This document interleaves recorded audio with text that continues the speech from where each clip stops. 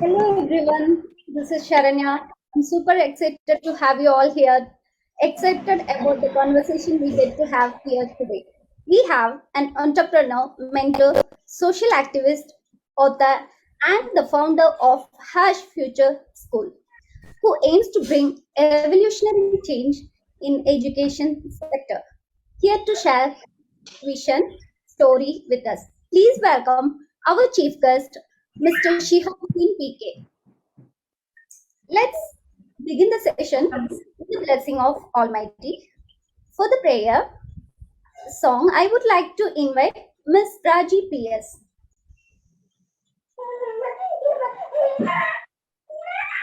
Hi, Ramana, please mute.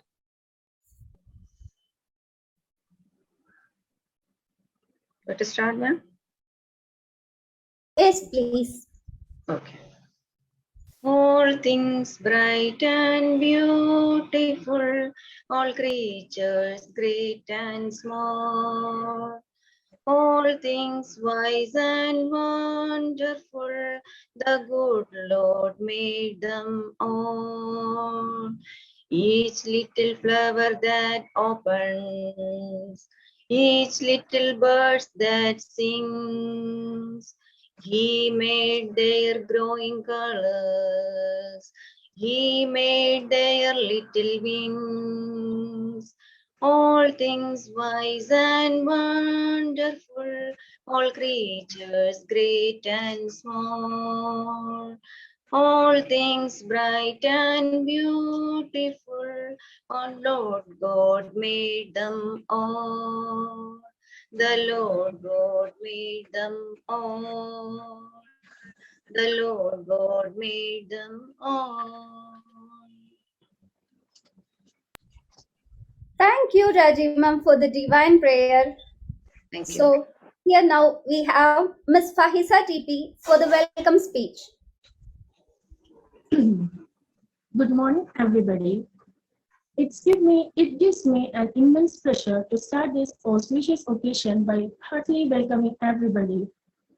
As we all know, we have gathered here for our guest program as a part of our module of Baba Sir Easy English. I heartily welcoming our chief guest, Mr. Shihabuddin PK, the founder of Hash Future School.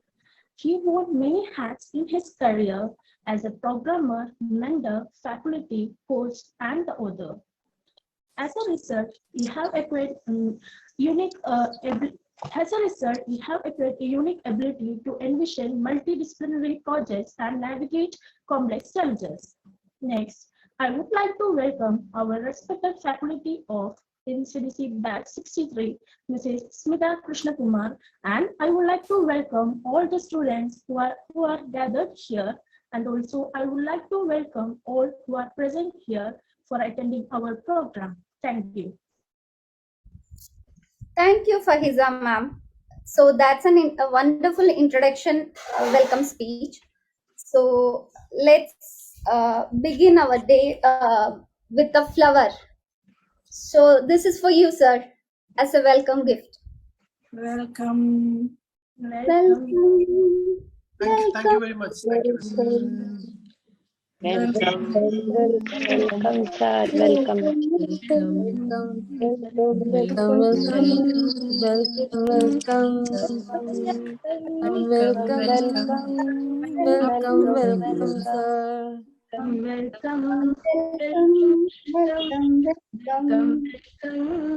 sir. So moving on, with great honor and respect, may I invite dearest faculty, Ms. Smita Krishnakumar ma'am, for the presidential address. Thank you. Thank you so much, Sharanya ma'am. Thank you. Happy morning to each one of you present here and those who are watching this program on live. National Child Development Council, or NCDC, is a non-governmental organization which works for the welfare of women and children. Its mission is to empower women, and we train our ladies who are passionate to join the education sectors. Our methodology is quite different from others in such a way that the teachers who finish our training, emerge out as a confident, and very creative teachers. I think the most difficult challenge that today's teachers are facing is to prepare today's children for tomorrow. Teachers these days are striving hard to teach their students.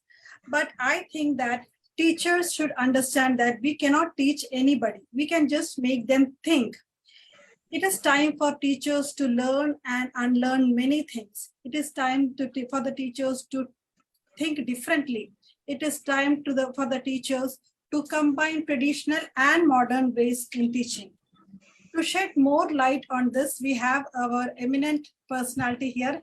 He is the right person who can help us to train our young students to become successful in future. So, Mr. Shahabuddin sir, thank you so much for accepting our invitation and being here. And I am sure this session will be a very informative session and enriching for all of us. Thank you so much.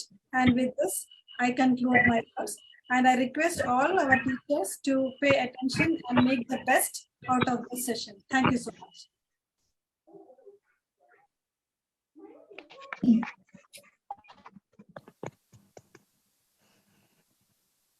Sharanya ma'am, unmute please. Oh, sorry. Okay, thank you, Smita Krishna Kumar ma'am. So next for the guest class, may I invite Mr. Our chief guest, Mr. Shihabuddin sir, for the topic Design the Future of Education. Morning, everyone. Good morning, sir. I would like Morning, to, sir. Morning, sir. first of all, I would like to extend my thanks to each and everyone, especially Smita ma'am, Arshida ma'am, who invited me for this session at Ncdc, that is the National Child Development Council. So I was just going through your website, and it sounds interesting that you are focusing on women empowerment and the kind of learning methodologies you are training these teachers to impart the latest learning methodologies in the future for the future generation. Okay, so we'll start. Can I share my screen? Is it okay to share my screen? Yes, sir.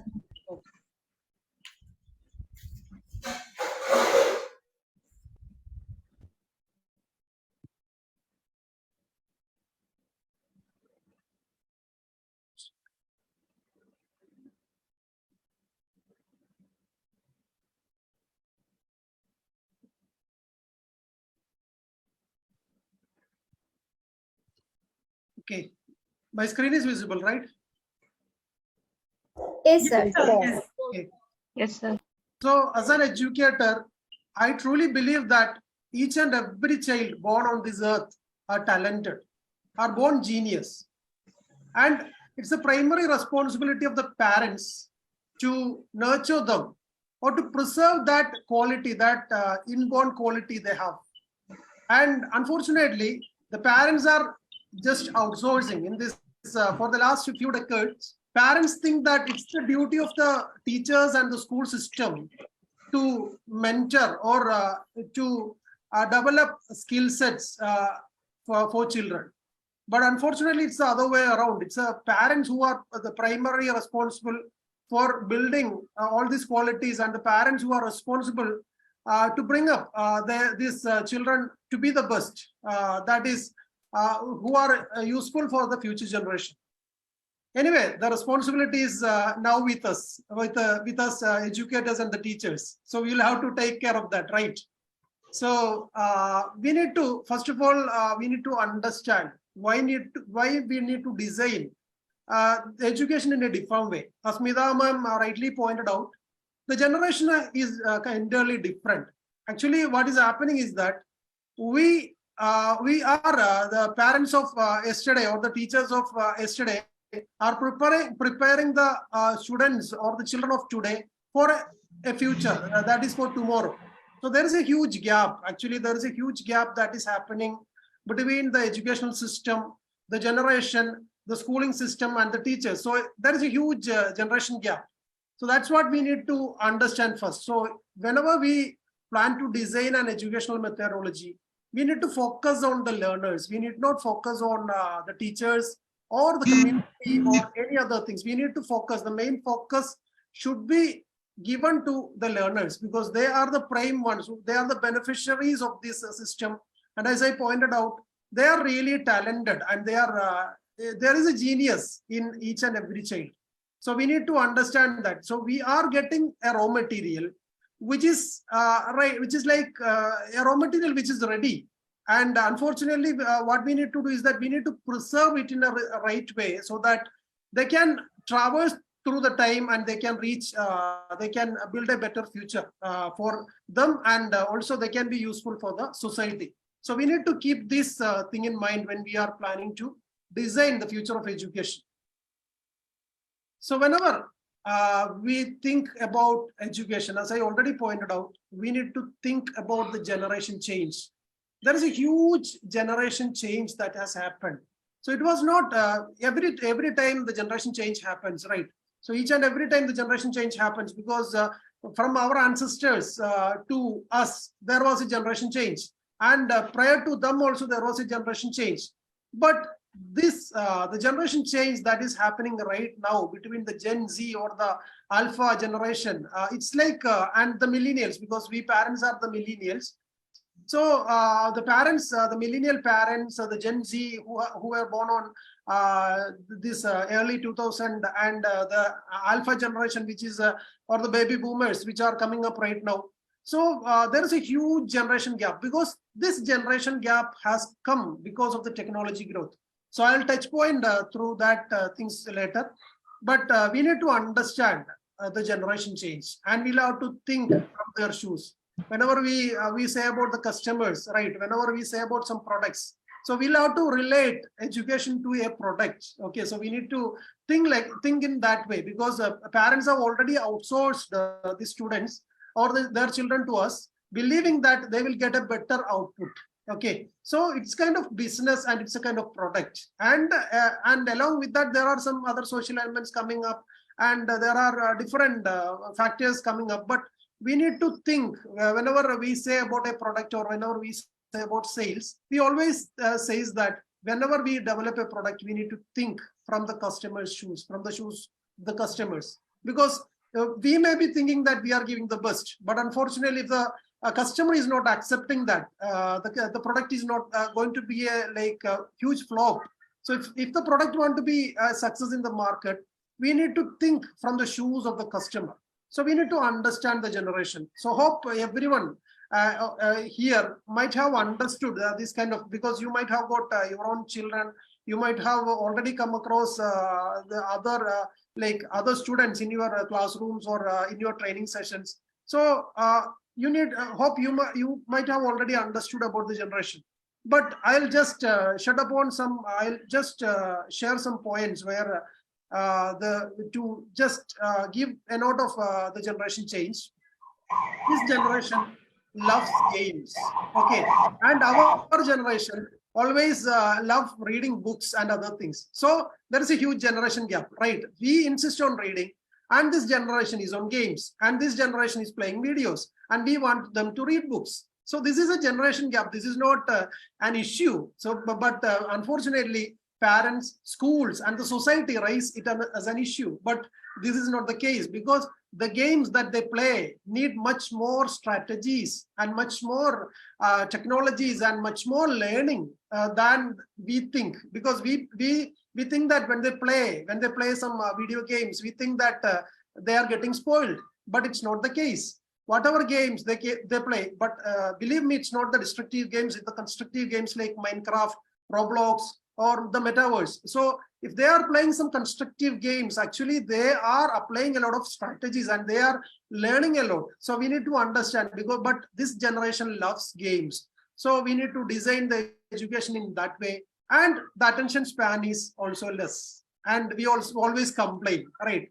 Our generation always complain that the attention span of these students are very less. But believe me, it's not only about these students.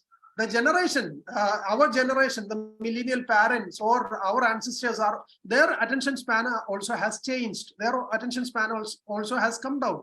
That's why, because there was a recent survey by Facebook, which in which they told that it's the most of their users are now sticking onto reels and the shorts. Okay, so they are not watching lengthy videos or lengthy movies. Instead of that, they are much more engaged in shorts and reels. So this indicates that there is a generation change, and this change has not only happened to the new generation, but our generation has also come into this change, because whenever we are in a meeting right now, if you are attending the meeting, in between you will be looking into your WhatsApp, right? In between you will be replying to some messages, and in between you will be thinking about something else. So the attention span is not only the issue with the new generation, but it's also a problem with the old generation. So it is a big change. And as I already pointed out, that videos are the prime source of learning right now. We might have heard that earlier, whenever we learn about the learner types, we used to say that there is auditory, there are auditory learners, there are visual learners, there are kinesthetic learners and all. But believe me, in this generation, in this alpha generation or the Gen Z, what happens is that majority are visual learners, because the things around them have changed. Okay, so this is not the issue only with us, because when there was the printing technology coming up, there was a huge discussion happening, because it was believed that if you read books, you are going to be mad. So this was the kind of discussions that were happening at that time when this printing technology came into existence, and these books were in coming up like anything. So this was the kind of discussion that happened in Europe at that time. So the kind of discussions that are happening right now about these videos and the games are this is a kind of the old generation not able to accept the changes that are happening in the world. And believe me, this generation is highly informative. We need not teach them anything. Smita ma'am already pointed out that, because we need not teach. The teachers should stop teaching. That's the first thing that should happen in a school. The teachers should stop teaching. Then what should they do? They should be co-learners. They should be facilitators. They should be co-creators. So the term facilitators or the term co-learners have also being exhausted, and they are telling that you should be co-creators. So you should be co-founders. So the students at our school usually goes behind entrepreneurship, and they start their own enterprises at the very early age. And we tell the teachers or the facilitators to be the co-founders of those ventures, because this happened in the IITs and the IIMs. Because majority of the facilitators or the faculties in IITs and IIMs joins along with their students as the co-founders of the company. And these students have learned a lot of skills. They are highly informative, and they have learned a lot of skills, because recently, if you look at the kind of scientific exhibitions happening all across, the students are coming up with new models, because whatever they do, they learn from YouTube. During the last COVID pandemic, when the schools were shut down, the students were showcasing their creativity to the maximum, because it was they were learning from YouTube. They were building something, they were sharing it in the YouTube, and it was I was really thrilled to see that. But unfortunately, going back to the school, they don't get any opportunity like that. So whenever we plan about designing the education, designing a future of education, we need to understand the generation has changed.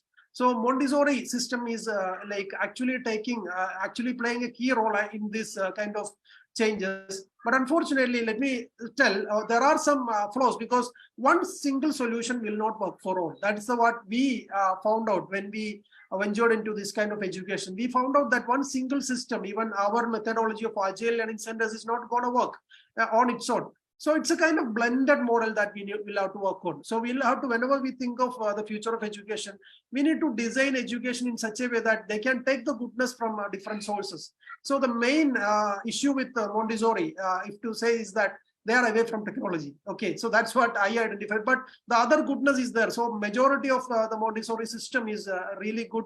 And the only thing they will have to take up is the technology adaptation. So we'll have to understand what is happening with technology nowadays. The technology is growing like anything. That's what you need to understand, because we never thought about carrying a personal computer in our pocket, right? We never thought about that. And nowadays, everyone has got a mobile phone on their hand, a smartphone, like a smartphone which is much more capable than a personal computer.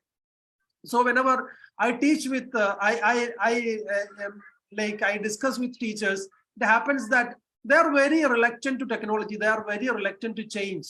And whenever we tell them to learn a new technology, they are telling that it's very difficult to learn.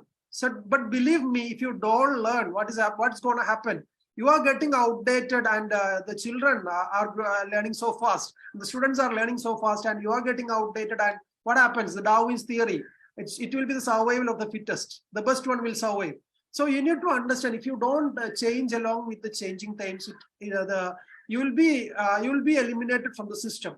So the kind of technology growth that has happened with the artificial intelligence, because long back when I was doing my engineering, we were discussing about the artificial intelligence, but it was like at a very infant stage. Though this artificial intelligence started 50 years back, the researchers on artificial intelligence started 50 years back.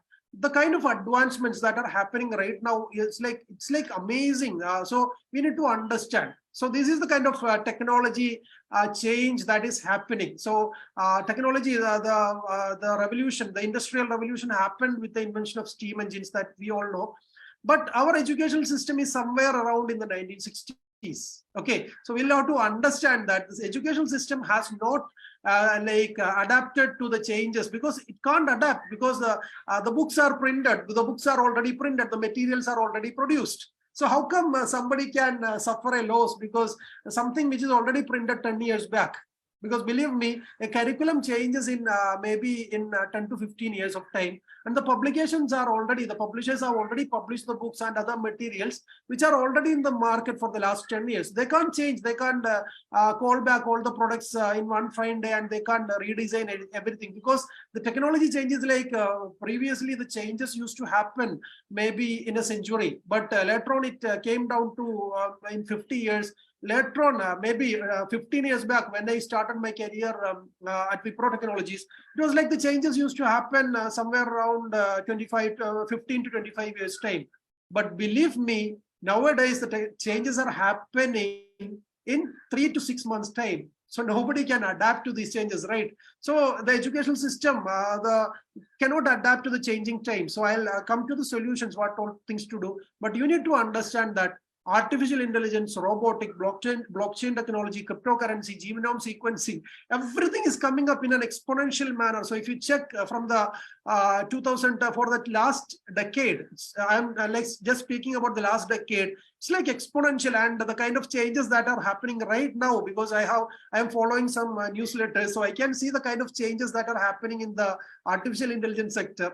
If you know about the kind of the jobs getting replaced, you will be surprised. Maybe you will be like in a situation like what to do. So we need to understand, because recently I came across some tools which even replaces computer programmers. So there is no need of computer programmers to create a software or a mobile application or a game. If you are good at scripting, if you are good at writing a script, the artificial intelligence will do that for you.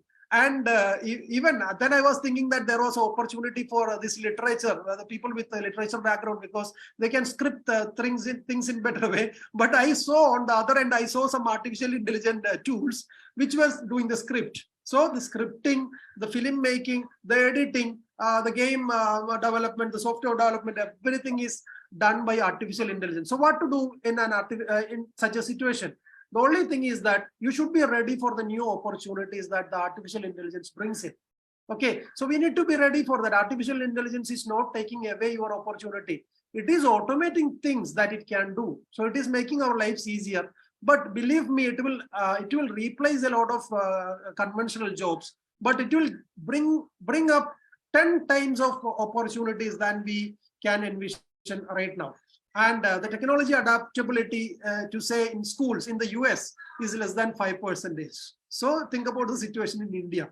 So if US, because US started this technology changes, adapting computer science first approach in education in 2000. So 20 years back they started. Unfortunately, only 5% of the students doing schooling are covered under this technology, real technology learning. They may be learning computer science, but that's not the technology learning. So only 5% is learning the real technology.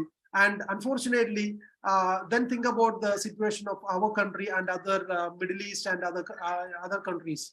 So we need to think. So whenever we are thinking from an education, being a Montessori teacher, think about these technology changes, because it is very much required. Because Dr. Maria Montessori developed this Montessori system in 1600s, and the child psychology have changed, the kind of educational methodology have changed, the technology has come into prominence, and these children are the best to adapt to new technologies faster than elders. So this is the thing that we should take into consideration, because when you are going to teach, because I go to some schools to teach computer science. Maybe I'm not going to teach, but we conduct some workshops at schools. So going through their curriculum, the curriculum is somewhere around 30 years back, some kind of curriculum. So what happens is that the teachers try to teach. Unfortunately, the teachers doesn't know how to teach computer programming, because they don't have hands-on computer programming experience. And they are trying to teach the students who already have, because the students learn computer programming at the age 5. Because my son has got a venture. He started the venture at age 10 called ABC Coders. So what happened was, like, he's teaching students of age group 6 to 20 to learn programming. So from the age 5 or 6, some students learn computer programming, and the kind of technology, because my younger son is of age 4, and what happens is that he handles mobile phone better than me. He used to design a program in Roblox, that is a metaverse platform, and the kind of things are happening even with the youngsters, and that is the generation change. They adapt to the new technologies faster than elders. So if we are not trying to learn, I'm not telling that you be better than them, but if you are not willing to learn, the teachers or the facilitators should be willing to learn. So otherwise, what happens is that, as I already pointed out, the Darwin's theory of existence will come into play. So we need to understand that. So whenever we are designing the educational methodology, we need to understand that the technology is changing fast. The generation has changed a lot. The basics have changed. It's not the basics there is no need of teaching the basics again, because the children are really equipped with the basics. There is no point in teaching them alphabets and grammars and all, because it's already outdated. The kind of basics that we think are already designed on a child psychology or a educational methodology which is a century old. So whenever we think about adapting, whenever we think about redesigning education, we need to understand all these things, and we need to understand that the basics have changed, and we need to understand that something called a computer is invented, and artificial intelligence is very much prominent. Even we are using artificial intelligence in our daily life. That's why we are getting feeds from Amazon and all to purchase something else. So we are using artificial intelligence on a daily basis. We are not writing anything, but we are insisting students to write a lot. We are just giving voice notes, and it is getting converted into the text and images. So, and we are insisting, as school teachers, we insist children to write, but that should not be that should not happen, because we need not insist on the basics, which are basics of our time. The generation has changed, the technology has changed, and the basics have changed.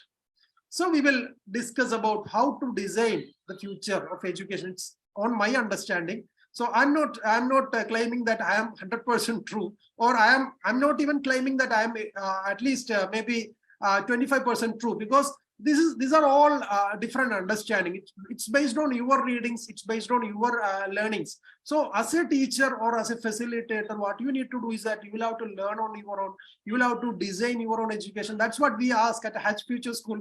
We ask our students also to design their own education. That's what we do, because nobody can rely on a particular model anymore. Nobody can rely on a particular school anymore. Nobody can rely on any particular system anymore, because the changes are happening so fast. As I already pointed out, the changes are happening so fast, like 3 to 6 months time, and it will again change maybe into hours and minutes or so, because that's how the changes are happening. So we need to change with the changing times. Hope my pace is okay, right? Yes, sir. Yes, Yes, sir. Or Yes, I must sir. slow down? Okay, okay. If I need to slow down, you need to tell me. Okay. There will no, be no. question answer session, right, sir? After Yeah. There'll be. Okay. So, and we need to understand that we are preparing this generation for a future world.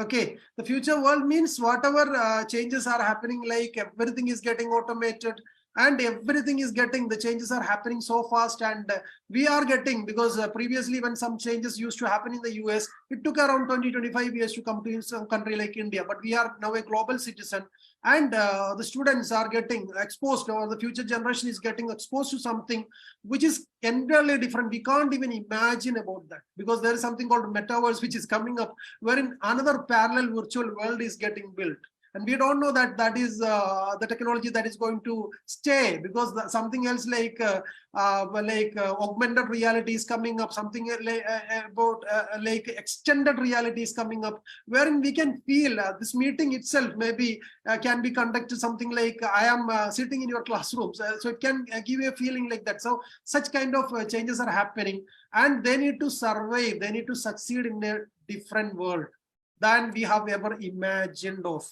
So think about this. So whenever we are designing the education, whenever we are teaching them, we'll have to understand that though they are genius, though they are talented, though we know something, and though they are informative, we don't know what's going to happen in the world that is in the future world. So it's a completely different world than we have ever thought of. And it's all about creativity. So I told you that artificial intelligence is replacing a lot of jobs. Artificial intelligence is automating a lot of steps. So last day itself, I got one application called writer.io, wherein it's like writer.ai. So it supports me to write a blog. So what I need to do is like, I need to just give some 4 or 5 keywords. So in between, it will write automatically, it will write me a blog. And in between, I'll have to just select the paragraph which I like, so that it can extend the kind of writing. So even I got exposed to some artificial intelligence tool, wherein it will like do trading for you. It will it will automate your business. So such things are happening. So only thing, even if you, because I tell to people, even if you learn coding, because we promote coding in our system, and my son is running a technology company or a coding company. And so what happens is that we tell that even if you learn coding, it's not going to stay. The only thing is that whatever you can learn from coding is problem solving skills or the critical thinking skills. The only thing is that you can acquire the skills, but the coding itself is getting automated, and something called no code movement is happening. And as I already told, OpenAI, so there's something called open artificial intelligence, OpenAI. Codex is coming up, where you need to give script and it will develop you an app or a game. So we need to be creative. So if you want to survive in the future world, if you you can't compete with AI. You can come up with some skills that AI can't excel you on. So we need to, so creativity is one area, because the creativity means it's not about the creative arts and other things, because that's already automated. The AI can create arts which is better than you can imagine.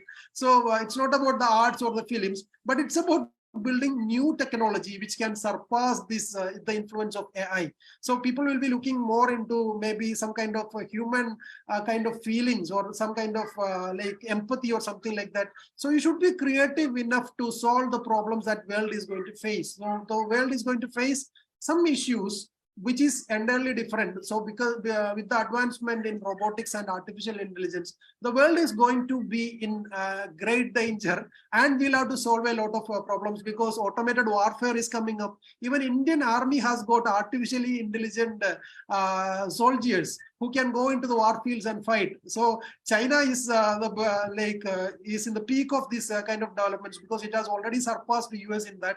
So in the warfare, in the artificial intelligence warfare, China is in the top. So India need to fight with China. So we need to ensure that such fightings don't happen. So we need to build a generation which can solve the problems of the real world, which can think creatively. So that's what we need to do. And I'm really happy that Montessori system is developing such kind of people, but without technology. So we need to think about incorporating technology into that. And here, this is a situation in schools, right? This is a situation in every schools. And I believe that Montessori system is different, and Montessori system has got its own freedom. But believe me, when it comes to a classroom of 30 students, you won't do that. Because teachers, what they do, they will ask the students to sit down, be quiet, and do what I say. That happens even in our school also. I'm not claiming that it doesn't happen here, but we give clear instructions, and we give the learners insights that you are going to learn and you have got the freedom. So this should not happen in our classrooms or whatever classrooms you go and teach in, because this will kill creativity. Because there was a creativity study by NASA. NASA came up with a wonderful creativity study. If you search in Google, you will get that. And what they found was, like, by the age of 15, human beings, like the children who come out of school, the creativity level is less than 10%. Original creativity level is less than 10% of the original creativity level. And I already pointed out that it's only with creativity that human beings can survive in a world where artificial intelligence is coming into play, in a world where technology is coming into play, and the schools kill creativity. The schools kill 90% of the creativity. So what happens? They'll just tell that you follow the rules, you obey the rules, you sit there, you keep quiet. So what is happening in a quiet classroom? No discussions, right? The creative classroom is always a noisy one, right? A creative classroom is also always a noisy one, but the teachers always try to make them silent. So this shouldn't happen. The leadership skills for the future do not grow because the students cannot grow. The students cannot think. They cannot discuss. So give them ample opportunity. That's what we give at Hash Future School. That's the kind of freedom we give. We give them, we hear from them, their voice is getting heard. And they need access to everything, because we are right now, the parents and the schools are really boasting about cutting them from the technology, access to technology. It's like they are claiming that our school is away from technology, and our school is not fostering technology and other things. But on the other side, some schools are coming up with smart boards and other things which are nowhere in this in the world of this technology growth. But believe me, parents and teachers are really worried about the technology addiction of the students. But what we need to do is, like, we need to make them creators of the technology. We need to make them, because we need to give them technology. Can you think about riding a bullock cart in this era? Can you think about if your father, if your forefather or father asked you to ride a bullock cart, go in a bullock cart, or go by walk to Chennai? Because I used to discuss with elders at our village. So what they used to tell is that they used to walk to Pollachi, because they were cattle traders. So they used to walk from our place to Pollachi, which is somewhere around 300 kilometers from here. And they used to come back by walk only, with herding these cattle and all. So, but believe me, if somebody is going to tell to stay away from technology to the new generation, it's a crime.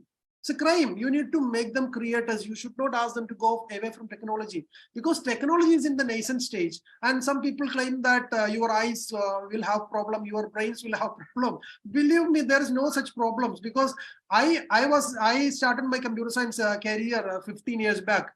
I could see some seniors who were there in this for 30 to 40 years, and they didn't have any eye problem. And they were using this monitor, which was much more, shedding much more radiation than the current LCD monitor or the other monitors which are prevalent now. So LED monitors or something which is prevalent right now. So believe me, there is a social media, there is a digital media, there is technology around us. So we need to equip the students to be creators of this technology. We need to teach them how to socialize in a different structure. So whenever people ask me about this online schooling, because our school is all completely online. So whenever we speak about online schooling, people always ask, what about the social aspect? So I'll ask them, what about your social connections? Think about your social connections, because our forefathers used to have good connections with our neighbors. They used to visit our neighbors daily. They used to visit our relatives daily. But what's happening with them right now? They are not going to the neighborhood, because my grandparents are with us, with me. My father and mother is there with me. And what happens is that they are not going to the neighbors on a frequency that they used to do earlier. They are not visiting the relatives on a frequently like that they used to do earlier. They are also communicating using the WhatsApp groups. They are also communicating using the Insta chats. So the social structure has changed. We need to admit that, and we need to create an ecosystem. We need to create an education system wherein we need to teach them how to behave in a social media world, how to be a global citizen. You are a global citizen right now. You may have connections with someone in the US. You may have connection with someone in China. You may have connection with someone in Europe. So you need to know how to be good in the social structure, how to be good, how to behave in a better way to like an opposite gender in the social media space. So we need to equip them. So we need to motivate them, and we need to equip them for that. And this is what we need to discuss much more when we discuss about education. Democracy. We always boast that we are a democratic country, and we believe in democracy. We believe in the rights of the people. We believe in the voice. We believe we believe that the voice of each and everyone should be heard, and we believe that the freedom should be the maximum. But believe me, the democratic values are really killed at schools and our education system. There is no democracy happening at our school, wherein our learners are not getting a freedom to tell what they need to learn, the freedom to choose what they need to, because the parents always, whenever they get the admissions to kindergarten, they believe that their child should be like a doctor. They want their child to be a doctor or an engineer. And the school system is designed in such a way that even if it is Montessori, what happened at a higher level, they are forced to become engineers and doctors. The people think that there are no other streams. The freedom cannot be given to the students to choose. What happens if they choose? What happens is like they will lose in the race that is going to happen. So we are in a tunnel view. So whenever somebody gets into school or the kindergarten, they will get admitted to a school where they have till grade 12. So democracy is killed. The value of democracy is killed. That's what the impact that we are seeing in the real world right now. Because we also don't see any democratic values and rights in many of the countries. So this is a consequence of the education system, and the voice of everyone should be heard. And we need to believe that learning is natural. Learning is really natural. It's a human tendency to learn, right? So nobody taught us to crawl. Nobody taught us to walk. Nobody taught us to run. Nobody taught us to talk, because it was like natural conversations were happening, and they were like listening to what kind of conversation was happening all around, and they were just catching like nowadays the learning is much more. That's why. So whenever a student gets admitted to kindergarten, he or she might have, believe me, he or she might have already learned about the water cycle. He or she might have already learned about the life cycle of a butterfly. He or she might have already learned about how a video can be edited, how a photo can be edited, and such other things. And we think that we need to start from the basics, and we take them to the classrooms and we teach them all the basics, which is not required. And the learning is natural and it will happen. So that's what even Montessori also says. The Montessori philosophy also says that the learning is natural and it is happening all the time. And nowadays, people believe that learning happens only at school. Even the students, the parents, everyone believes that this learning happens at school. That's why they enroll their students for tuitions after school, because they think that if somebody teaches only, somebody can learn. It's not the case. It's the other way. The learning is a natural thing that is happening all the time. So we tell to our students at our school, we used to tell that even if you are going back to your home, like they are doing online classes. So what happens is that even if you are disconnected from the online classes, you have a learning at your home. Whenever you are with your parents, you have a learning. From your neighborhood, you have got a learning. Whatever videos you watch, you have got a learning. Because Elon Musk used to say that he's not a rocket science engineer, but he learned how to build rockets by watching YouTube and other videos. So that is possible in this world. So we tell them that even on the weekends, you have got learning. So school is not a place where you can learn, because learning happens everywhere. Each and every second, you are receiving gigabytes and terabytes of data in front of you, and you are able to process. The best ones are able to process much more data, and some other people are able to process less data, but that's not an issue. So slow learners also have a place in this world. So we need to understand that learning is natural and it's happening all the time. And people learn by making their own decisions. So this is what democratic education speaks about, right? it's the beneficiary of this education system is not the parents, it's not the society as we believe, it's self. We are like, we need to give this indication to the students that you are the beneficiary of this system and you are free to choose, you are free to make your own decision. And we need to understand that each and every child is an individual, is a fully grown individual. This is what we don't admit, right?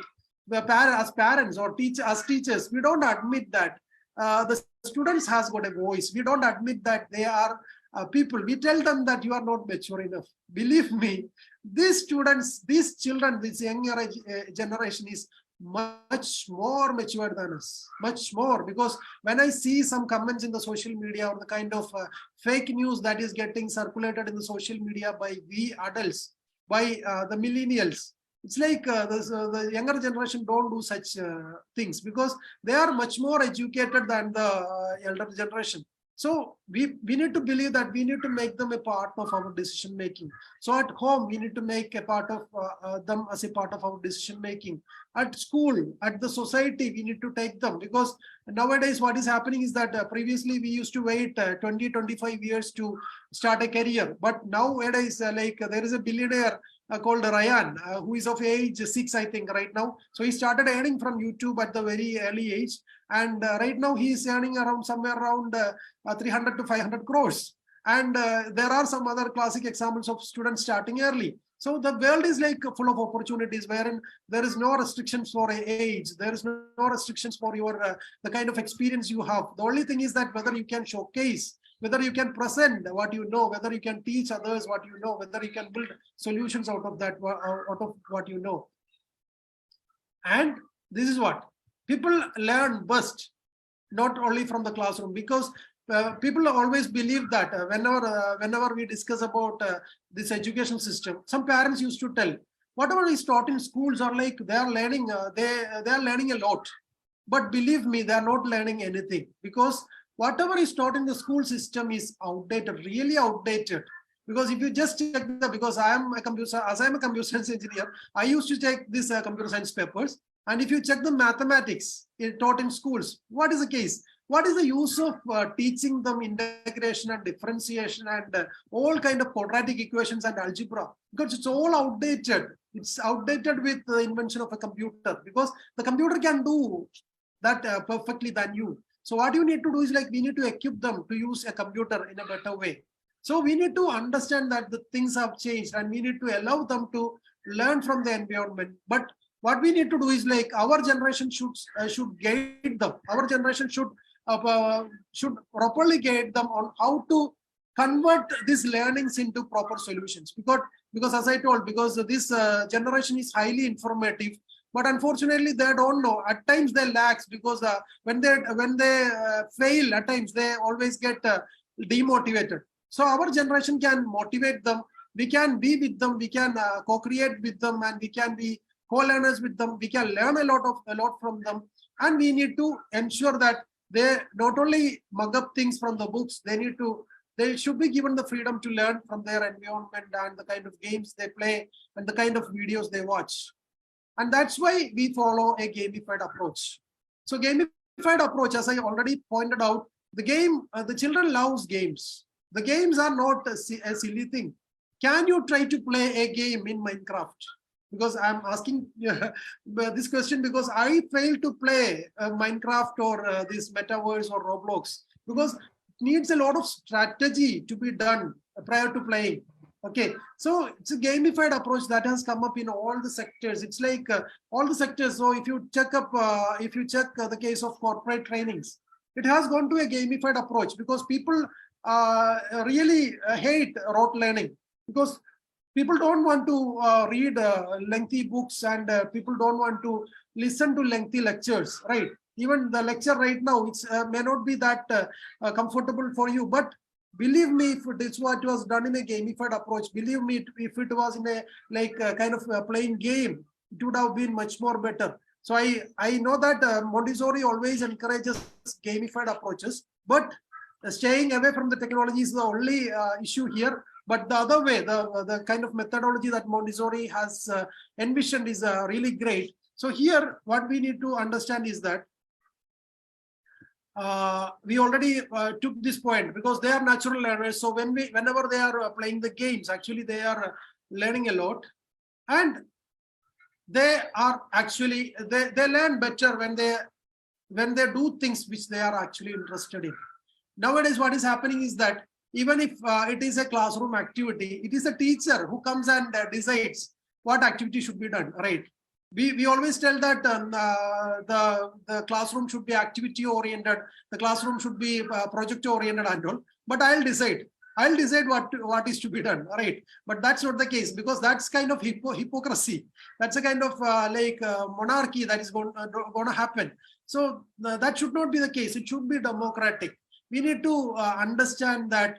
We need to understand the taste of the learners. So students learn only out of two, only if there are two things. One is that they really love the subject, or they really love the topic, and other one is that they need to understand the need of the topic that they learn. But at an younger age they won't understand the need. Like if you tell that after getting a degree you are going to get a job, means they will laugh at you, because the future generation don't want a highly paid job, or a job in which they can stay for 25 or for the rest of their life. They want gig jobs, they want short-term jobs, they want to enjoy. So it's not like if you tell them something which convinced you earlier, they won't be convinced. So we need to understand that we need to create this interest, and we need to ask them. We need to be much more democratic. We need to ask them what to do. So that's what happened in our school, wherein we have a morning meeting. So wherein in that meeting, we give the freedom to learners, because there will be some kind of topics to be discussed, or if somebody is ready to take up some other task and come back with the learning. So we tell them that learning happens every time.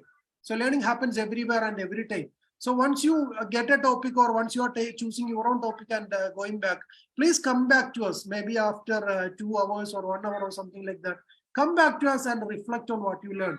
Maybe if you are going for a vacation, you can take a long vacation, because our school don't restrict on taking vacation, or we don't care on attendance. But only thing is that whenever the parents or the students go for a long vacation, we ask them, believe me, you are going to travel, you are going to take a long travel, you are going to meet people, you are going to visit places. So what happens is that when you come back, please share your learning with the class. So they will understand that a vacation, going for a vacation is not just an entertainment. Going for a movie is not just an entertainment. Going for a social outing or a game is not just an entertainment, it's a learning. So what they need to do is, like, they will go for something that they are really interested in. They'll come back with the learning. This is a key point.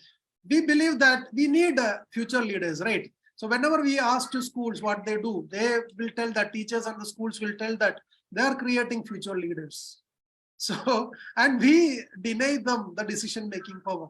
This happens at home also, right? So whenever some decisions are to be made on the kind of dress they need to wear, the kind of classrooms they need to attend, the kind of sessions they need to attend, we mandate them to attend sessions. That's wrong. That's totally wrong. How can you think about someone who is going to make some great leadership decisions if they are not given the decision-making power at a very early age?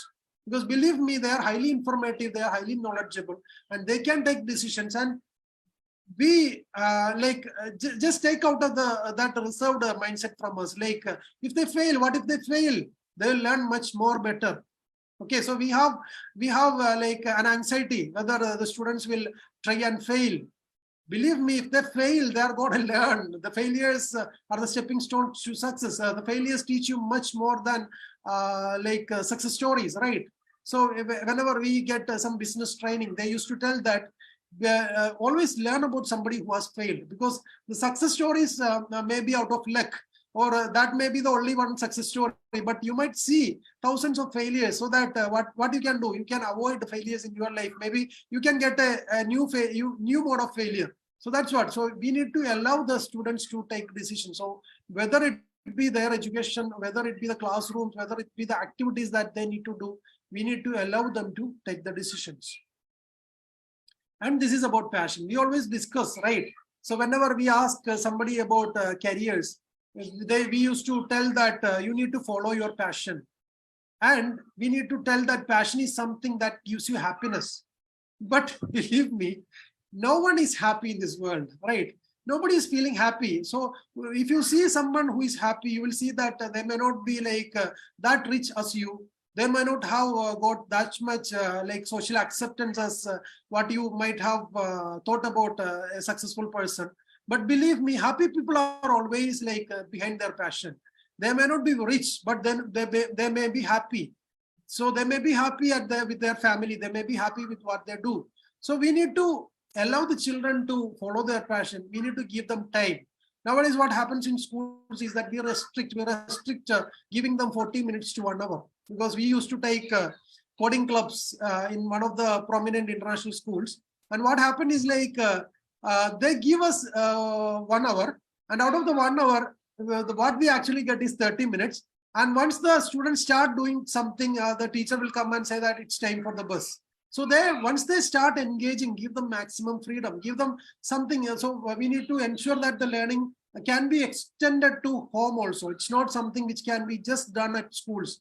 It's not something that can be just outsourced for schools. What we need to do is like, we need to allow the children to get deep into the subject. So somebody is taking up a topic and taking 2 weeks.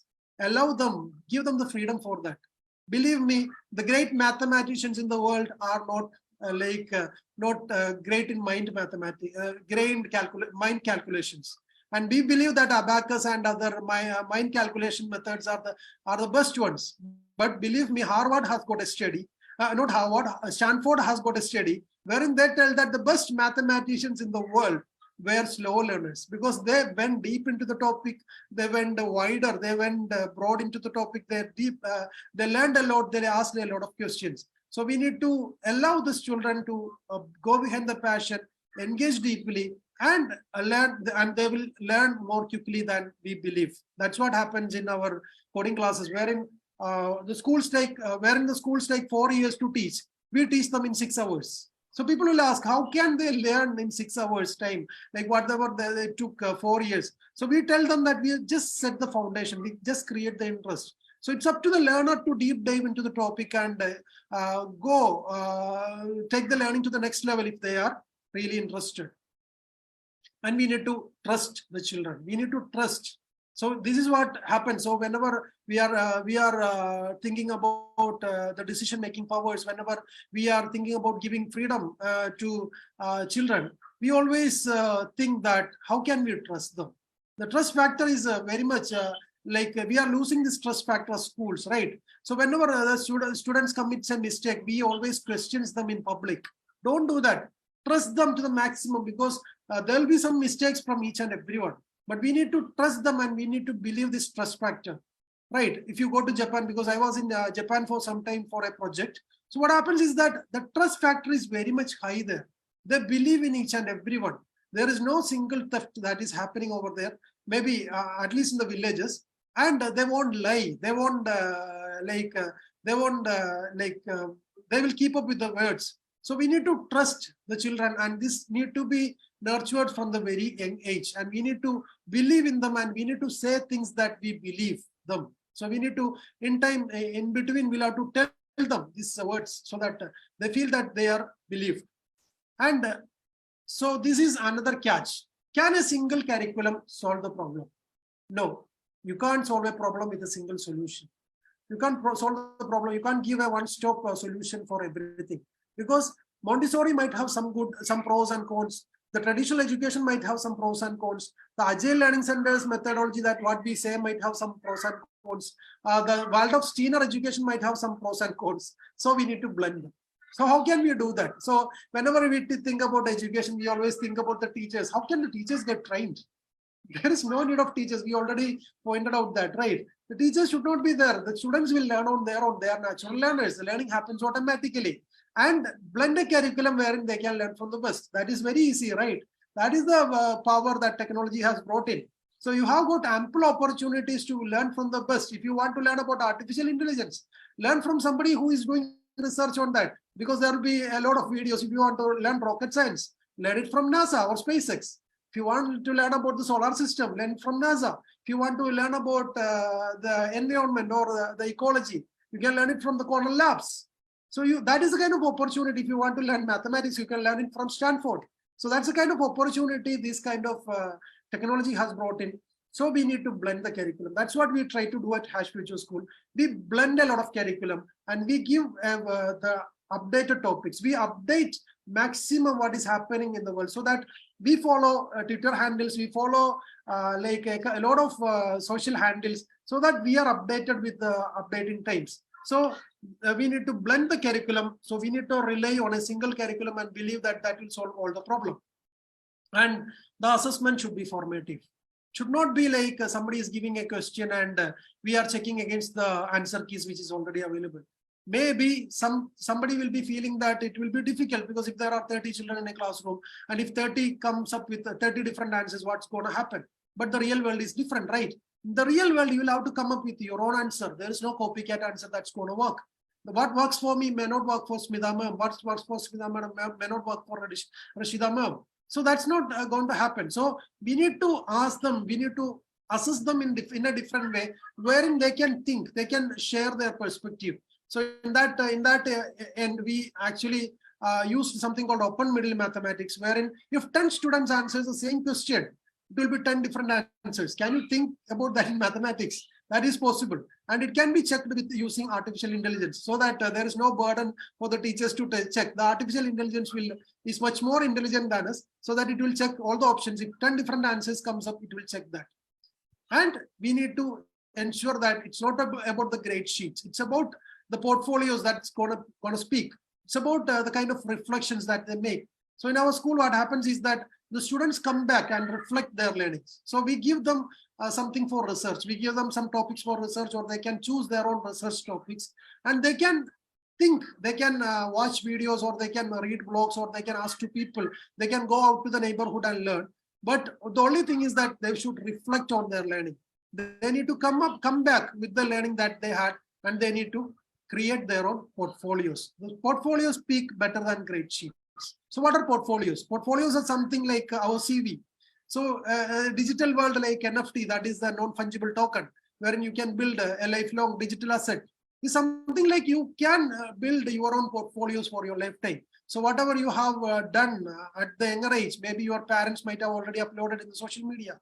And whatever you do at the schooling level or the student level, you can update in your portfolio. You can keep on appending this portfolio as you grow. And what you can do is like you can showcase to the external world. And believe me, the future of jobs is not like somebody is giving you a job when you submit the CV.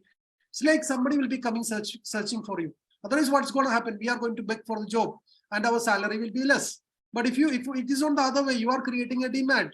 You will be paid for the hours that you spend, right? So you'll be paid for gig jobs. So that's the kind of changes that are happening. So the portfolios will speak for you. So we always ask our students to create their own portfolios of what they learn, and even they can sell it as digital assets. So even while learning, they are going to earn, right? So whatever homeworks they do at classrooms are going to be digital assets for them, wherein they can sell their case studies to someone maybe after 5 years or 10 years. So it's like purchasing a land. So it's a lifelong asset. So the best education happens for free. Like the students are going to earn while they learn, rather than waiting for 20-25 years. They can spend 3 to 5 years. The parents can spend 3 to 5 years. And the students will start funding their own education. And at times, they will start funding their parents also for their living. So that's what the changing world is going to create, the opportunities that this world is going to create for you. And this is how we need to think about designing an education for the future. So we need to think in a different perspective. We need to think in a different way, and we need to think out of the box. We'll have to learn a lot. You should be learning a lot on the go. You'll have to learn from the peers. You'll have to learn from the students. You'll have to learn from the community, and you'll have to adapt to the changes that is happening. You'll have to join the communities which are already there all across the world, and you'll have to learn from them. You'll have to attend webinars. You'll have to attend the workshops. You'll have to update each and every day. You'll have to subscribe to YouTube channels. You'll have to follow the Twitter handles or the social media handles, and you should get the learning. And believe me, the learning is much more easier than we think. So we can learn about a lot of things, and we should be the advocates of change, because as teachers, it's not getting a degree or getting a diploma is not the end of your learning. It's just the starting point. You are taking up a greater responsibility of building a future generation, which is gonna be the future leaders, who are going to be the real world problem solvers. The world has got a lot of problems to solve, and the people are looking towards you as teachers, because you will be respected. This is the only job that will get respect even after maybe after 30 to 50 years. You'll be respected, because everyone who achieves something in their life always remembers about their teachers, and they will always respect the teachers and be in a position that you get respected. So if you are not getting updated, if you are a teacher who just give orders, who just give orders to the students, who are not growing with them, then believe me, you will not be in this space. But on the other side, if you want to be remembered for your the generations to come, you will have to be updated. So that's what message I would like to leave for you. And the floor is open for questions. Okay. That was a wonderful session. Thank you so much. Yes, Sharanya. Yeah, ma'am. Ma'am, you can ask. Any questions? Rashid, Adina ma'am, we cannot hear you.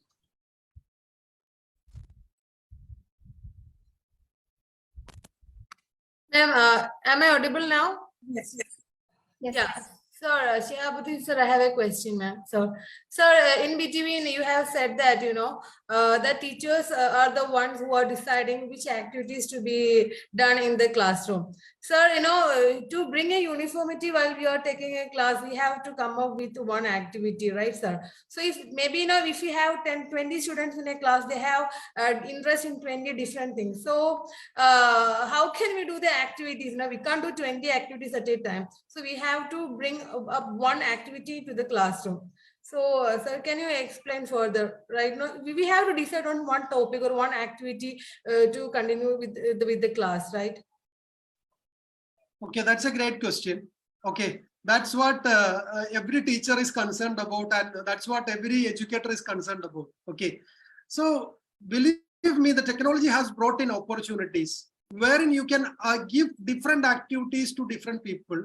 And the technology is developed so much that even the evaluation can happen. Because I was just explaining about the mathematical curriculum that we use, which is called open middle. Okay, so open middle curriculum is something like you won't see any structured question paper, wherein you will be seeing a lot of blanks. Okay, so if you check after this session, if you check the open middle, there is one website there. So I'll share the website with Smita ma'am also.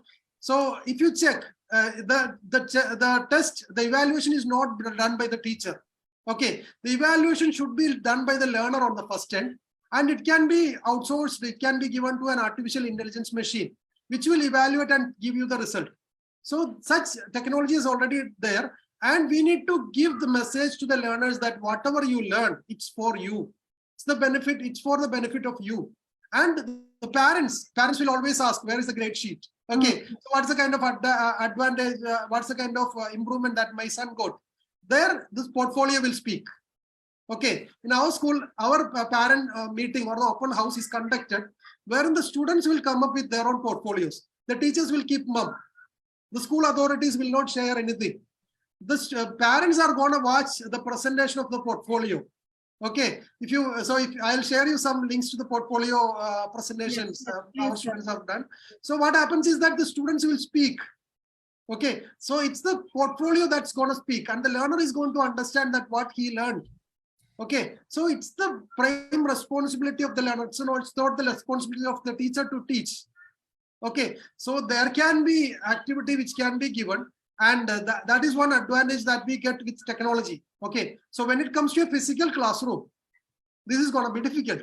Okay, so we'll have to think about we'll have to give them some open thinking. So whenever if you give some ideas, you'll have to ask them to think in a different way. So rather than just explaining them about the idea, because there is a school called Synthesis. Okay, so this school is run by Elon Musk, the team of Elon Musk. So this Synthesis school is all about games. Okay, so these games doesn't have any rules. Okay, so can you think about a game where there is no rules? But believe me, after 5 minutes, the students are going to create rules. Okay, so the same activity that we are doing in a different way, we are doing a physical activity over in our schools, wherein the students will get opportunity to design their own games. They need to design a game to play in space. So they need to think about the rules they need to make for playing football in in space, where there is no gravity. Okay, so this is what we need to give the freedom for the learners to think. That's how. So world is not only about the cricket or football. We need to the people should design new games, right? So if you want someone to build new games, if you want someone to build new perspectives, you'll have to give this open thinking. Okay, so each and everyone should be given their freedom to come up with their own ideas, and believe me, there will be conflicts. So at that time, we need to give the students the freedom to for conflict resolution. We should sit idle. Don't just engage and make the things worse. Okay, and slowly just engage with them and ask them to come up with the right solutions. Okay, hope that will help. But believe me, online classes are going to be much more easier than physical classrooms. Okay. Thank you so much, sir. I think that's a very great idea to let the students explain their own portfolio rather than having a PTA meeting. Yes. Thank you so much. Thank you. Thank you. And sir, yes. And sir, I have also one query. You talk about AI a lot. So in the education system, how? As I know, AI mostly works for this data and all. They take data and they make it actionable. So then, in education system, how we can help it? Like being as a teacher, how we can use them in our learning system, or if we are going to teach student. I mean, you have any tips for us? Okay, so you'll be dealing with like in Montessori, you'll be dealing with the kindergarten and the lower primary, right? yeah, pre-prime, but we have elementary section. Yes, sir. Okay, fine. So what happens is that there is one application. For example, there is an application called Read Along. Okay, so this is an application by Google, wherein the students can read stories in around 10 different languages. Okay, so who is going to evaluate? The artificial intelligence system will speak with the students. Okay, so while they are reading the stories, if there are any mistakes, the system will correct. Okay, and the system will reward in between.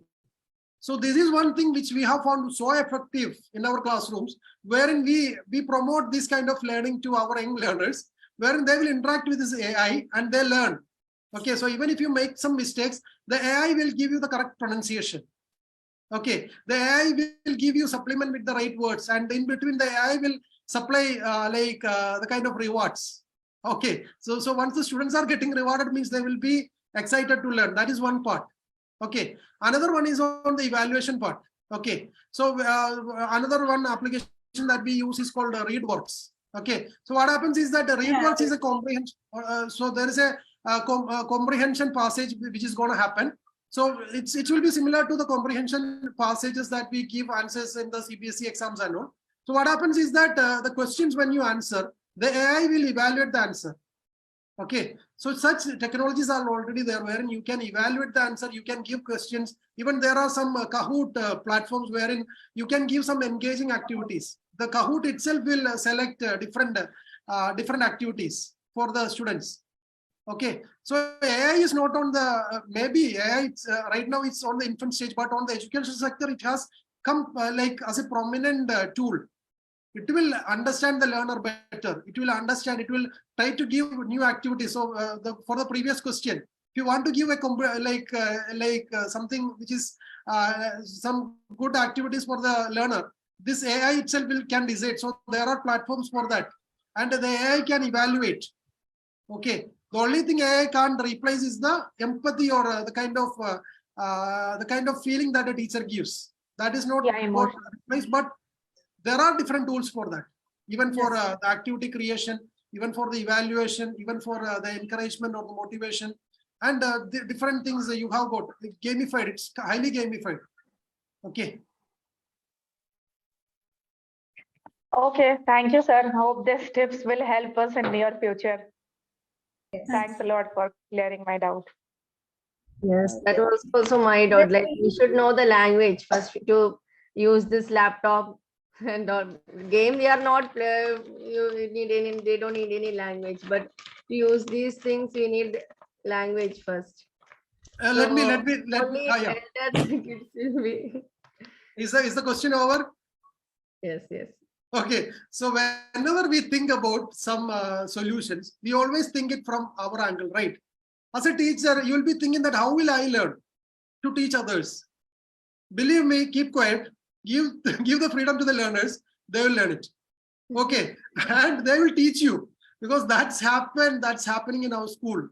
Okay, we have got 10 different technology like topics to learn. There will be artificial intelligence, there is data science, there is digital cyber security, there is Python, there are 10 different languages. And believe me, we don't have any computer teachers. Okay. And what happens is that the freedom is for the learners. The learners will learn, they will learn and come back. And what they do is like, there will be a set of students who might not have understood. So they will learn from the peers. Okay. So it's kind of self-learning. It's a kind of peer learning. It's a kind of the teacher never comes into play. Even if they come with some doubts, you can guide them to like some kind of research activities wherein they will research and find out the solution. Okay, so leave it for the freedom of the learners. They will learn and come back. So that's what I do, because as a computer science engineer, I can't solve some problems in between. So I call up my elder son and gives him the problem. He will solve it within short span of time, and he will come back with the solution. Yes, his son is also an entrepreneur at 10 years, isn't it? Yeah. So that's what, because everyone has got the talent. Because whichever students we deal with, I find that they have got a talent. So give them opportunities, give them decision-making power. They will do that. Thank you, sir. And sir, I have a question. Actually, now in the future, will AI replace teachers? Yes. Okay, AI is not gonna replace. Okay, as I told you, artificial intelligence is taking up a lot of jobs which can be automated from us, but it is giving you 10 times more opportunities. Okay, so according to World Economic Forum report, there was a report which was published. Like by the year of 2030, 80% of the job that are seen in this world right now will be replaced by AI. Okay, and one of the areas that AI is going to replace is the teaching area. Okay, but believe me, it is not going to replace. It is going to create another skill set. Okay, so the teachers are going to have another skill set wherein you can like get updated with the artificial, wherein you can be good at using these artificial intelligence tools and engage the learners with that. Okay, so this methodology also works. The methodology I previously explained, right? So don't try to learn everything and be a master in that before teaching. Okay, so learn to some extent, try to learn along with the students. Okay, so AI is not going to replace, because the kind of human empathy the computer is not going to give. Because if you get an opportunity to research, you just research about Junior Sophia. Okay, so Junior Sophia is something, have you heard about Sophia robot? Yes. Okay, so there is something called the Junior Sophia project which is happening, wherein they are trying to bring AI as a teacher. And Metaverse is another platform, augmented reality is another platform wherein the students can experience and learn. So you should be a good facilitator for that. You should be a good advocate for that. Okay, so teachers won't get replaced, because the empathy that teachers give, the kind of the relations that you build with students, AI is not able to replace that. But believe me, the kind of teachings that you do at classroom, the kind of lectures that you give, that will be the kind of activities that you give, it will get replaced. So according to you, will unemployment increase or decrease in the future? No, it's going to give you 100 times opportunities. Okay, Not because not only for teachers, as you said, all these are replaced by artificial intelligence. yes. So, No, it's going to create more opportunities because whenever the computer was invented, people used to think that everything is getting automated and the jobs are going to get replaced. But what was the consequence? Like, what was the kind of results it brought? It brought a high standard of living, right? yes. Okay, so it brought someone like computer science engineers getting highly paid, and the society is getting benefited out of that, and we got like a lot of job opportunities, right? The same is going to happen with this automation and artificial intelligence also. But if you are not going to change, you are going to get outdated, and you are going to get like eliminated from the system. But believe me, somebody who is willing to learn is going to get a lot of opportunities. The kind of opportunities that these tools are getting, because I am getting an artificial intelligence assistant who will do the work for me. Okay, maybe the household chores will be done by a robot. So you are free, right? So you get another time to like engage in some other activities. So whatever it took you maybe months to do, it will be done in an hour by artificial intelligence. So you save a lot of time. Okay. So what you need to do is like you need to get updated with the changing times. It will not replace, it will not create unemployment. It will create more opportunities. So what are the kinds of jobs of the future? The jobs, the kind of, because you can't predict anything right now, because the kind of predictions I saw 10 years back are not here right now. Okay. So data science is one area, because whenever we learn about this mathematics, because we follow a methodology called U cubed from Stanford. So wherein what happens is that they tell that the kind of mathematics is all about quantities. Okay, so kind of quantity that need to be evaluated in the real world is data. So data science is one area, and another area is this artificial intelligence, and the kind of jobs that were there in the because the kind of healthcare will be updated with like kind of automation, but the doctors will stay. Okay. And you will get another opportunities, maybe you will get global opportunities at your doorsteps. Okay, so whatever works used to get done in foreign countries by you going there can be done from the comfort of your home. Okay, so you'll get ample opportunities, but the only thing is that you should be really good in marketing. You should be really good in selling. So we always teach our students, whatever you learn, you sell it. Okay, so we are very keen in that. So people always complain that you are like teaching students about money. But in my practical experience, I haven't seen anything much more valuable than money. But I'm not telling that money is the only thing that is valuable. But money has value. So we need to know how to make money, and you need to know how to be good for the society. Okay, how to do good for the society. Okay, so that's what the global citizenship curriculum actually sheds lights on that. Because it gives you like thoughts like if you are spending the kind of water wastage that you make at your home is impacting the drought in Africa. So that kind of learnings are also there. We are not only teaching about money, but our main, because we always focus on financial independence for the students as well as the parents. Okay. So selling is key. Yes, I noticed that the students in your school are taking webinars and they are earning money. I noticed it. Yeah, that's getting done. So we always tell that whatever you learn, make it practical. Okay, whatever you learn, make it a practical solution or make it sellable. And whatever they touch, whatever they learn are really new. And we know that won't be updated in the education system for the next 25 years. Okay, so what happens is that they get hands-on in new areas and they get opportunities to teach others. Okay, so that's what happens. Sir, one more thing. Actually, is technology killing the human creativity? No, actually the technology is giving you much more creative aspects. Okay. According to you, what is creativity? What do you mean by this creativity? Okay, so maybe I can't give you a clear-cut one sentence answer, but creativity is can be defined as your curiosity coming up into real play. Okay. So your curiosity coming up into the real practical scenario. So whenever we speak about technology, the creativity levels are getting like going to the next level. Okay. Suppose previously we used to tell that somebody who is doing a painting is a creative person. Okay. But that's not creativity. So in the changing times, if you tell that somebody who is doing a cave painting right now, is he creative? We don't agree, because it was for the cavemen, right? So nowadays, if somebody come and tell that I do beautiful painting using the pigments of these leaves and fruits on caves, you won't admit that person into the mainstream, right? So such changes are happening. So nowadays, artificial intelligence like DAL-E2 is coming up with something. If you want to create something, if you want to create an oil painting, you should be good at prompting. You should be good at giving the prompts, right prompts to the system. Okay. So creativity is something wherein your curiosity is coming into the practical scenario. So you need to use the technology or any other tool which is available to express it. If you don't express your creativity, what happens? Your creativity dies with you, right? If you are ready to express your creativity, if you are able to bring up a practical solution, it will be remembered for ages, right?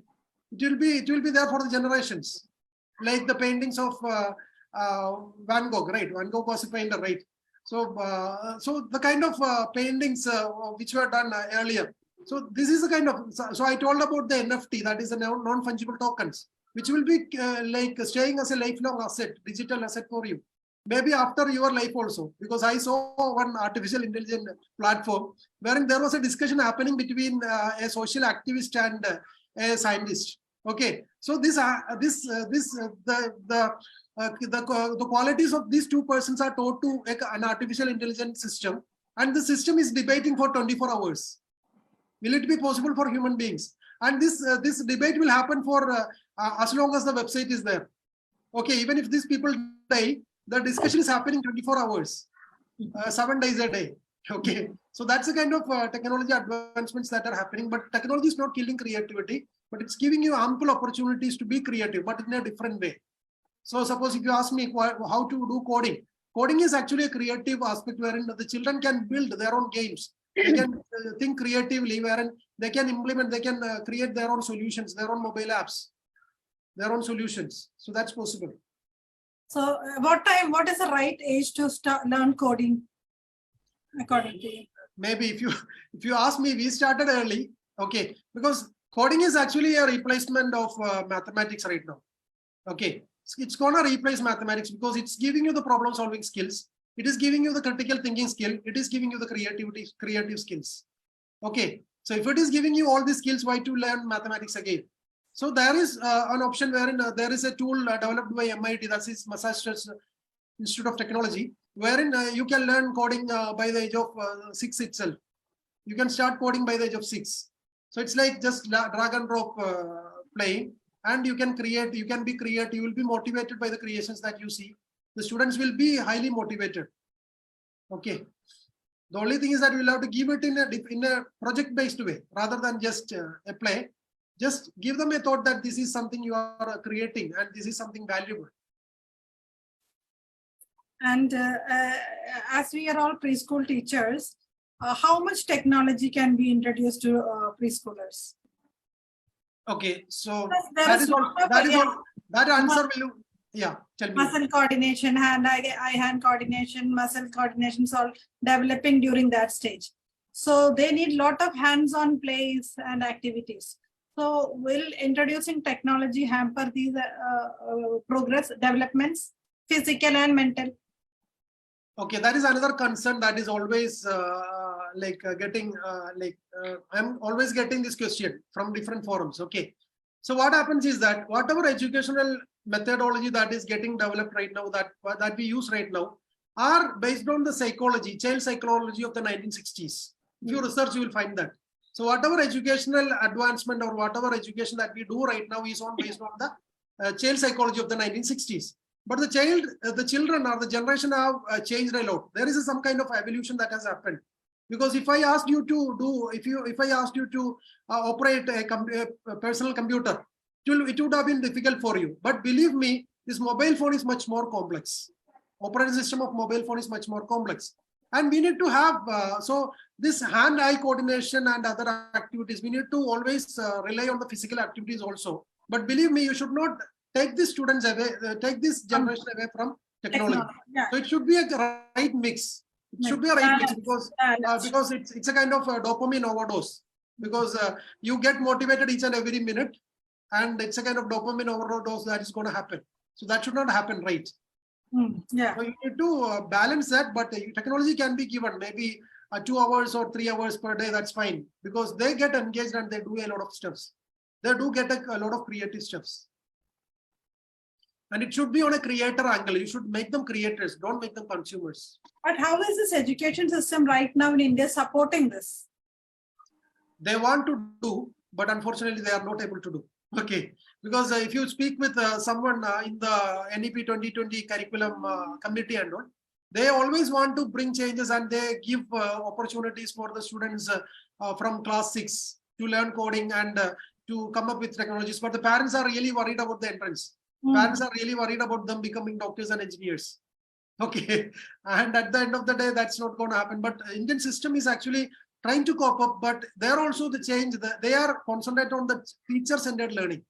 They think that the teacher should be trained first, but we believe that the children should be trained first. And the children, it should be a child-centered learning, and it should be highly democratic. That's how we can teach. And as you said, is technology having an effect on, not on the comfort level, but on the well-being of a human being? Yeah, absolutely. There was such discussions when the printing technology came in. If you just do a research about the period of 1800s in Europe, and the kind of bougie feeling in Kerala in 1960s and 1970s, they were targeting people who were reading books, right? They were targeting, if you were someone who used to read books, the society used to throw stones at you at that time. Okay, the same is happening with technology right now. The technology is not going to to create a lot of problems. The only thing is that you need to train the students in such a way that they are masters of the technology. They are going to master, they are going to be the creators of the technology, don't be the consumers of the technology. And another aspect is that they should always keep value. You need to teach the value systems. That's where this global education, global citizenship curriculum and all comes into play. You need to teach them with the value system. You need to teach them how to use digital devices, how to use social media. There is a curriculum by New Zealand government wherein they are telling that pornography is a reality. So you need to, they have come up with a curriculum called Make It Real. Okay, so they are telling that you need to teach students about the reality. So those kind of things are coming up. So you need to ensure that the changes are happening, the generations has changed, the society has changed. And you need to always go back to the history and learn about the difficulty for change. Then you will understand why these kind of opinions are coming up in the current generation, because people always feel threatened of losing their opportunity. People always feel threatened of getting becoming the slaves of technology. And so those are our concerns only. These concerns always used to happen. And one more question from my side. Yeah, because I have to go to mosque. Maybe we'll take questions for another 5 minutes. Yes. Yeah. Actually, you said that this education system is, the stagnant in India. Is it only in India or all over? Because changes are happening within a period of 5 to 6 months, right? So every nation is able to cope up with this change? No, that's what I told you. Even US started a computer science first approach 20 years back. They started in the early 2000s. And unfortunately, only 5% of the schools are teaching technology in the real way. That is one study that has come up. And we are part of Agile Learning Center community. So what we find is that they are solving the problems of US, because we believe that US and other European countries are having high educational developments. But they are telling that the system at their end is broken. So if you listen to the speeches of Ken Robinson and other speeches that are happening on this Agile Learning community, you will come to know that they are also struggling. Okay, because everywhere the parents are outsourcing this to the schools. And what happens is that the schools are struggling. The schools are thinking in a teacher-centered way. Okay, so everywhere this issue is happening, and believe me, we are a part of a movement which is trying to solve it on a global scale. And we are on the forefront, maybe. along with Elon Musk, Astronova schools, and these agile learning centers, and this kind of schools like synthesis.is and all. So we are along with them, and we believe, and we are not claiming that we are 100% true on our 100% successful in our mission, because changes happens a lot. A lot of changes are happening, but trying for a change is good, right? Yes, yes. This is a school started with a very good vision, sir. And congratulations for that from whole Ncdc, batch 63. Thank you. Okay, Sharanya ma'am. Yes. Thank you, sir. It was very informative and we had a wonderful session. Thank you for sparing your valuable time to be here with us. Once again, thank you so much. So next, I would like to invite Ms. Ramya Bhavnesh to deliver the vote of thanks. Everyone, it has been such an honor to be a part of this guest class.